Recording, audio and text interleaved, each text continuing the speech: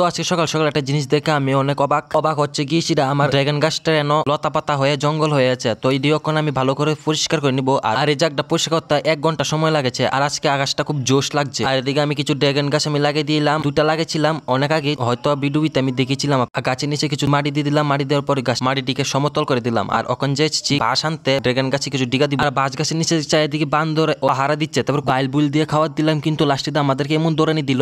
তো বাড়িতে আসার পর এদিকে কিছু পুরান বাঁশ দিয়ে আমি ডিগা দিয়ে দিলাম ড্রাগন গাছটি। আর এদিকে কিছু কাঠের গুঁড়া আছে, এটি আমি দিয়ে দিব মুরগির কিছু কুপাতে। আর এখন যাচ্ছি মুরগির জন্য কিছু গাছ আনতে, বেশি না অল্প একটু গাছ আনলেও হয়ে যাবে। বাড়ির আশেপাশে গাছ দিয়ে হয়ে যাবে, কিন্তু এর জন্য কাম সেরে দেয়, এই জন্য আমি দৌড়ি না। এর জন্য অনেকটা দূর আসতে হয় মুরগির জন্য গাছ আনতে। গাছ নিয়ে নিলাম, এখন যাচ্ছি বাড়ির উদ্দেশ্যে। যারা ফেসবুক থেকে দেখছো আমার পেজটা ক্রিং করে ফলো করে দিও, বেশি যদি ভালো লাগে তাহলে একটা লাইক করে দিও। এখন আসি ভিডিওতে। আর গাছটি কুচি কুচি করে দিলাম। আর মুরগি ইডি খেতে অনেক ভালোবাসে, মজা মেরে খাচ্ছে না মুরগিগুলা। আর এখন আসলাম গরু ঘরে, গরু ঘরটা পুষে করে নিলাম। তো আজকে শেষ হলো আমার ইরিং বিরিং গল্প। সবাই ভালো থাকবেন, আবার দেখা হচ্ছে কাল।